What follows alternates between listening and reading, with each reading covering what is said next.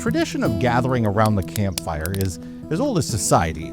These days, it's arguably a staple of the summer months, in particular, moments spent around the flames, coupled with any number of guitar-strummed songs, ghost stories, or nights spent under the stars. It's popular in our parks, too, with evening campfire programs led by park rangers on the schedule at any number of National Park Service units. Many of these programs invite visitors to bring a blanket, a flashlight, a jacket, and a pocket full of questions. But there was once a campfire or three that played a crucial role in the preservation of these wild and historic places. In 1903, the United States was wrapped up in a period of economic growth. The Gilded Age saw the northern and western United States developing at an unprecedented pace, much to the concern of conservationists like the famed John Muir, who was set to embark on a worldwide tour promoting national parks with friend Charles S. Sargent that spring. He would only change his plans when a coaxing letter arrived in his mailbox. Quote, "I do not want anyone with me but you," the letter wrote, "and I want to drop politics absolutely for 4 days and just be out in the open with you." The letter's author? President Theodore Roosevelt.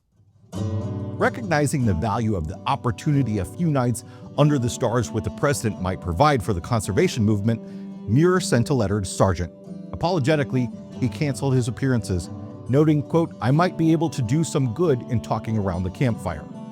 He was right, and over the course of 3 nights in the Yosemite Valley, Roosevelt and Muir would converse over the smoldering coals of the campfire, solidifying not only their relationship, but the continued effort for the federal protection of land across the nation.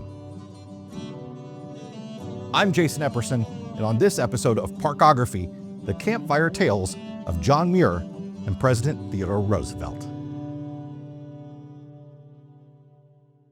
More in a moment, but first, this episode is sponsored by Slinky Stove. Slinky Stove is the patented collapsible fire pit that stays intact when packed. It's perfect for RVs and car camping or in your own backyard. It sets up in seconds, providing you with smokeless airflow rings and a clean burning fire. No more dancing around campfire smoke.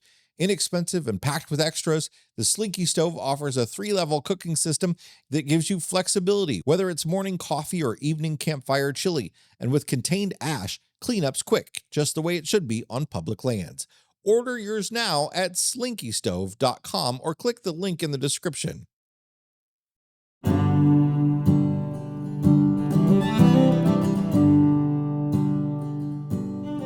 After his inauguration as President of the United States in 1901, Theodore Roosevelt became a leading champion in the fight for conservation. Born into a wealthy family, he traveled widely throughout his life, even taking a trip down the Nile River before his 14th birthday. And he first visited the Badlands of the Dakotas in 1883. He was a big game hunter, seeking out opportunities to hunt bison, elk, bighorn sheep, deer, and other game species that soon dwindled in number.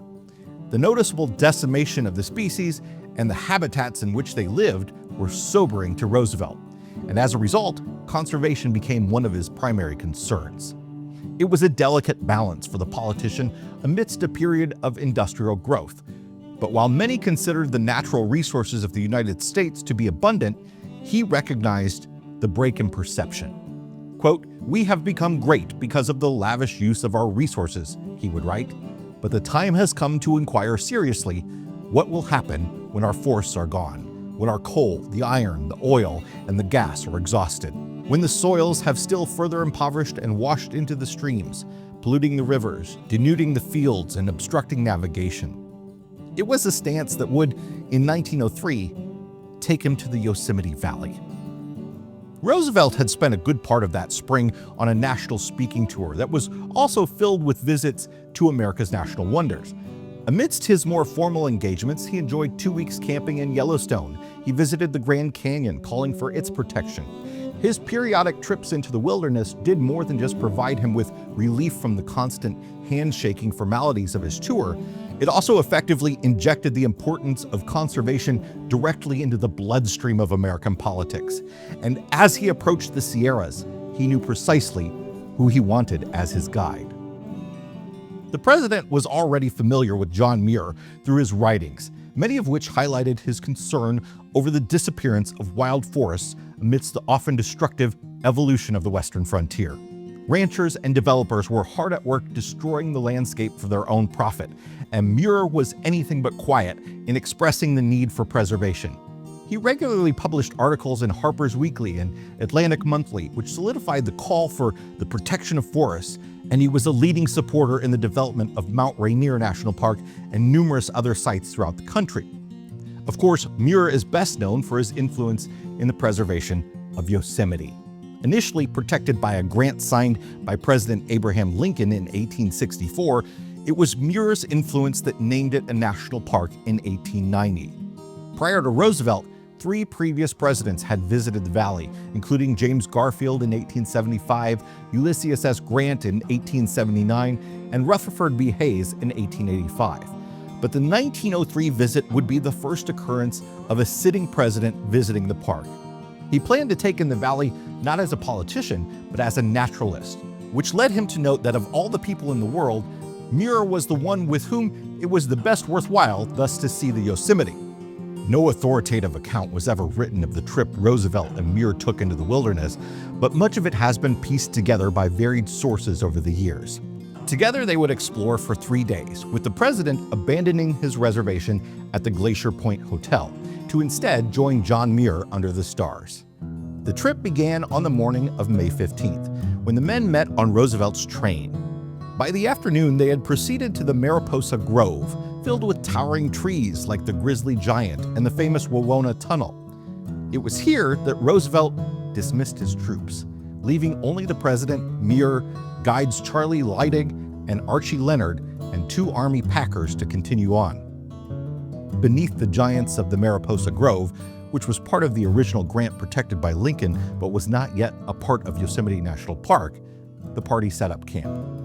Roosevelt would later note that the first night was clear, and we lay down in the darling aisles of the great sequoia grove.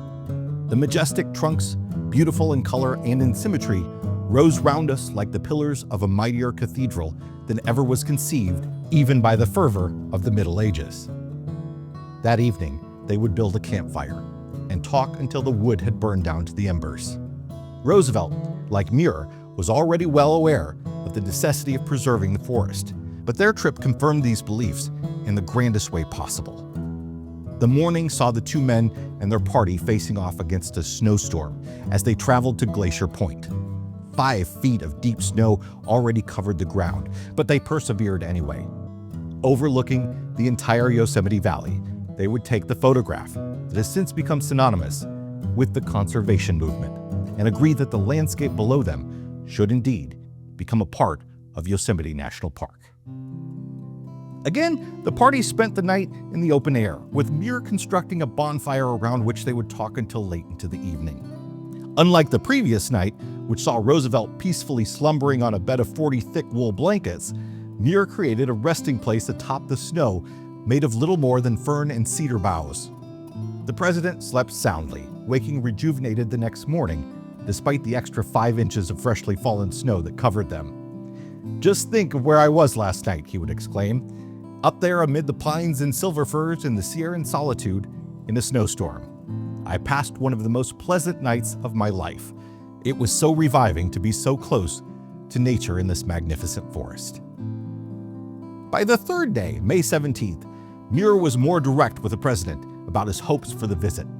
He wished to preserve Mount Shasta along the California-Oregon border and enlarge Yosemite National Park to include the very sites they'd seen on their trip, including Mariposa Grove and much of the Yosemite Valley. They would conclude their trip with a journey to a meadow near the base of Bridal Veil Fall, where they would continue to solidify a partnership in the shadow of El Capitan.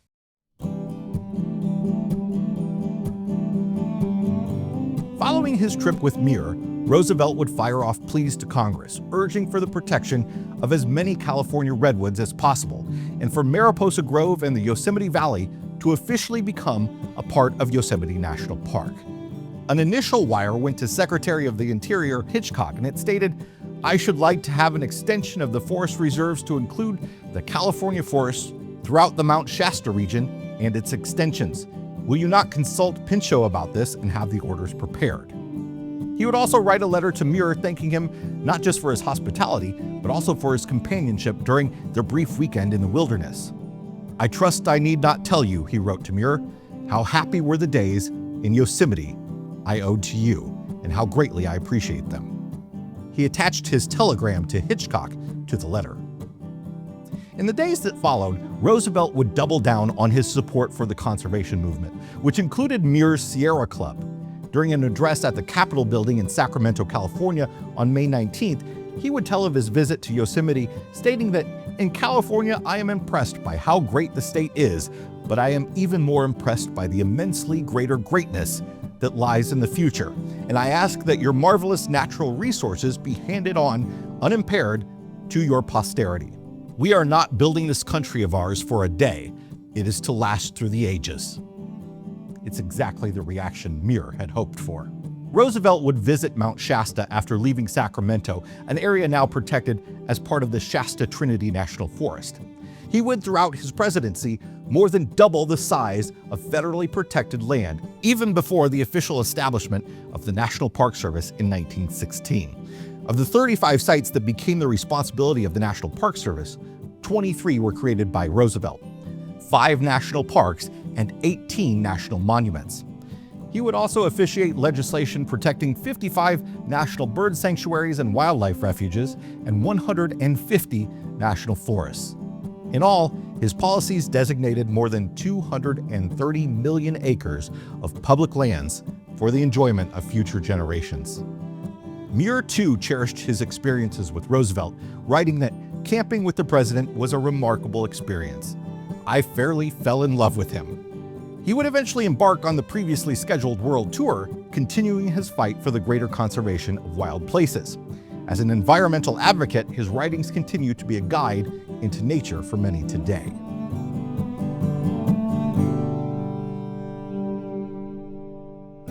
Yosemite National Park is still best known for its waterfalls, but as Muir showcased to Roosevelt in 1903, there's so much more to explore. From deep valleys to grand meadows and ancient giant sequoias, the nearly 1,200 square miles of protected land offer the unique opportunity to walk in the footsteps of two of the most prominent voices in the conservation movement. Yosemite is open 24 hours a day, 365 days a year, but some roads close due to snow cover during the winter months, and peak hour reservations are often required during the busy summer season. A wealth of lodging exists within the parks, from tent camps to deluxe resort rooms at the Ahwahnee and Yosemite Valley Lodge. As with most parks, hiking, fishing, biking, backpacking, and birdwatching are popular activities, although the park also boasts a wealth of exciting rock climbing opportunities.